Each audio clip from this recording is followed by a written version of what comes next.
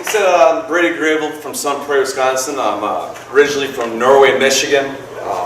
Kind of coming into this talking about defensive backs and playing press man. I can give you a little bit of my background. Our high school team, when I played high school, we had 19 kids on our high school team.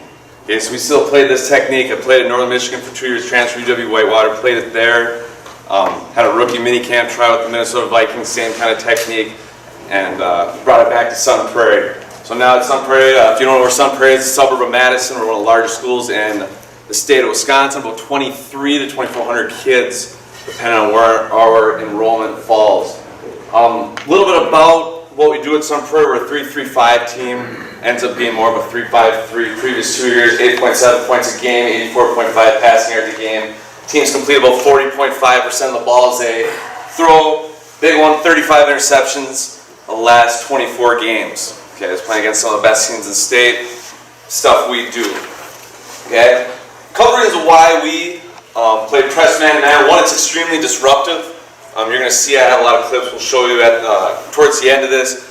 We blitz. I want to say we went through, broke it down. Blitz about 90 to 95% of the time. And I guess I'll go into that philosophy and why we do that. But disruptive, gets in quarterbacks' faces, doesn't give them easy throws. And we don't want anyone in high school to throw a 6-yard hitch. Okay. We get multiple looks, we'll go through and press, bail, stab, we do 2 hands, we do a tough technique, we'll go all through that again. Again, cause confusion for the quarterbacks, bring great pressure. We want to take away 3-step games. Again, I was a high school quarterback. Okay, I was also a second baseman in baseball. They didn't trust me to throw a baseball more than 60 feet. Okay, also played high school, I could throw a hitch, I could throw a slant, I could throw a 5-yard out. Couldn't throw a post that well, couldn't throw a fade accurately. A lot of high school quarterbacks, you probably all had them, we've had them with us, can't throw a deep ball accurately. Another reason why we want to make people throw it. Allows your athletes to be athletes, arguably your best athletes, probably in the secondary, okay, on your team for the most part. Last part is we want to be aggressive. This is, thinking on my ride up here, I thought about it. A lot of defensive coordinators say, we want to be aggressive. And I came to Sun Prairie, defensive coordinator, been in the state championship 3 times, and fellow Whitewater guy. He said, we play really aggressive defense. And when I got there, they were sitting in a base cover 3, base cover 1. Really weren't doing anything on the edge. And I said, well, if you want everyone to be aggressive, why not be aggressive on the edge?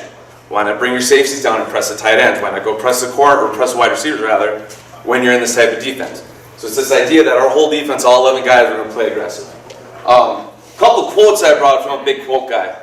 Okay, big Michigan fan. I think Don Brown, one of the best coordinators in the nation.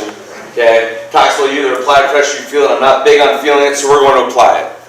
Okay, we're going to bring it right to the wide receiver. We're not going to give you free releases off the line. We're going to bring the pressure right to you. Have Patricia playing the AFC Championship this weekend. Patriots philosophy is stop the run, play tight pass coverage and combination man press techniques. You know this guy, Nick Saban. Okay, we play our corners up a lot. Sometimes it bails off, sometimes it bump and run. This is a big one. Okay, I just think that we're not philosophically into playing a lot of stuff coverage where you line up 7, 8, 9 yards off the guy and give them a lot of easy throws. Okay.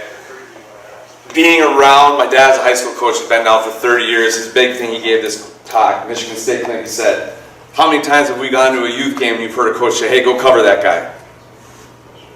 Right? We don't tell a quarterback, hey, throw it to that guy and hope you complete it. Why do we tell corners and safeties, hey, cover that guy without giving them proper technique to do it? Okay? So a couple of things, we'll talk stance alignment. I'm going to go through this fast because I don't feel like doing a lot of presentation and talking through this. We're going to talk through it. I'll show you on the film. If any of you want this, okay, I'll email it to you. It's got all the information. Stance and alignment. Okay, we're going to start with a bent knee stance. We're going to your knees are going to be kind of locked inside your shoulders. We're going to start wide. It's a little bit different than some people teach. We teach it like a basketball stance. Okay, it translates a lot of our guys that play in the secondary also play basketball, so they understand. Basketball stance, you don't start skinning. Okay, in basketball, you're going to get crossed up. So we start a wide stance. Our hands are ready. There's a big issue with a lot of our young guys. We start this with our 7th graders. We bring them all in. We teach them how to do this. Is that they don't understand this is a hand fight. You're going to get in a fight at the line of scrimmage. You don't fight with your hands down. Okay, that also translates. You tell those guys, listen, if you're going to get in a street fight, you don't fight with your hands at your side and pray you don't get hit in the face. You got your hands up. Your hands are ready. Our knees are locked or bent over. Our chest is to the ground. Okay. Nice athletic stance. Kind of varies different between guys, how wide they want to go, how tight they're going to be. I say get comfortable. Okay, I'm not going to tell them specifics. Everyone's a little bit different. Okay. Snap the ball progression. We're going total focus to receiver's hips and midsection. What we do is we wear white, then you can see white, red practice shoes. I'll take like a black dot and I'll put it because I tell them if you aim small, you're going to miss small. If you tell them, well, aim in his chest.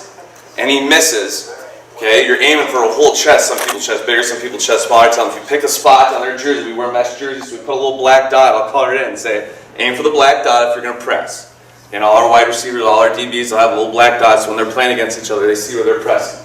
Okay, we're going to activate our feet. We don't press on the line. If you go listen to NFL D coordinators, they'll say we're going to jam right on the line. We're going to try and get people right on the line. Our rules are different. We can play with our hands as long as the ball is in the air. So we're going to gain distance off the line of scrimmage. Okay, we're going to gain vertical distance off the line of scrimmage, gain vertical push. We're going to keep our square shoulders as long as possible. We don't want to open the gate. Again, we'll talk about that in film. We're going to mirror the receiver's hip movement, staying and keeping him in our framework. So our framework is our framework of our body. We want to keep the wide receiver in our framework. If he tries to take an inside release, we're going to move with him, keep him in our framework as long as possible. Okay? We're going to be patient. Big one. Okay, and this is I can't remember who I stole this from. I think this was in Nick Saban, one of his playbooks that we went through and looked at. It says the goal of playing press route is disruption, not elimination. And what we mean by that is we're not trying to eliminate people from getting off the line of scrimmage. We're not trying to eliminate routes right off the bat. We're trying to get in the way and say, listen, we're going to disrupt every time you take a release. You're not going to get a free release vertically down the field on us. Okay? We're going to use our feet and eyes and then our hands. The first thing we do, and I recommend this, invest in boxing gloves. Okay, why would you invest in boxing gloves? The first time we go to press, when we start practice, we make our DBs wear boxing gloves. Okay, because the first inclination is when they get beat, they want to grab people.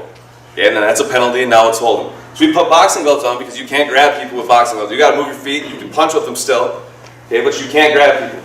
Okay, we're going to use our feet and eyes. We're not going to overcommit. We're not going to punch too fast. We're going to use an off-arm jam. Okay, we're not going to use two hands unless we're using our tough technique. Okay, the reason why you don't want to use two hands, if you get two hands locked on and this guy gets outside your framework, you're going to spin your hips. Now you're out of position. You can't run in phase. Now you're playing chase technique. We might as well not press. Okay, so we're going to use one hand in our press. Okay, as he gains ground, the wide receiver is eventually going to declare a direction. We're going to open 45 degrees. So he moves outside the T of our body. What we do with our young guys, if you put your arms straight out, right, forms a T. And we tell them our only goal for your wide receiver is if he runs outside your T, that's a win for us. Right? If you look at a release, if that guy gets an immediate inside release, or outside release, then stack you on your butt, and now you're beat. Okay, so we tell them if they run the T of your body, you're going to win because now you're going to be in phase. Okay, DB should open his hips, motor step, we'll explain when we get to the video. Getting ready to run. Okay, we're going to use an opposite arm punch. I don't like saying jam. Okay, I don't like saying jam. We call it a punch. Kids understand if you're punching someone, right? You're punching someone as hard as you can. We tell them if you're going to throw a punch, it needs to be a physical punch. We're trying to knock people off routes, trying to knock them out of bounds. We're eventually trying to get them to the ground.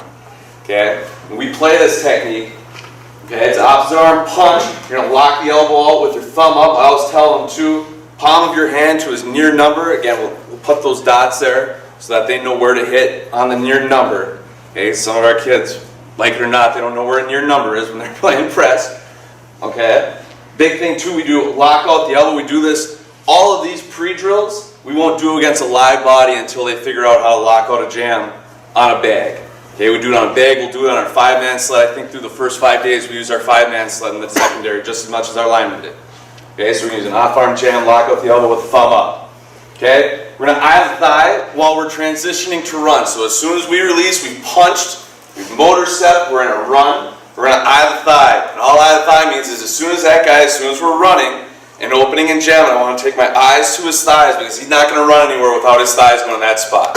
Okay, and it's going to bring it to his hip level changer. We're going to see stride length changing, high hands versus low hands. Again, we're going to go through all that here in a bit. Okay, when in phase with the receiver, confident, route developed, we're going to sneak a peek, we're going to get our look and lean on, eyes to the sky. Okay, Vikings coordinator stole this from Jerry Gray, played for the Detroit Lions. He said, play the flash of the football. Okay, what he said was, as soon as you're playing the flash football, you got your wedge on, you're looking and leaning. As you're playing the ball, if you look what D-backs do, especially in high school, they look right back at the quarterback.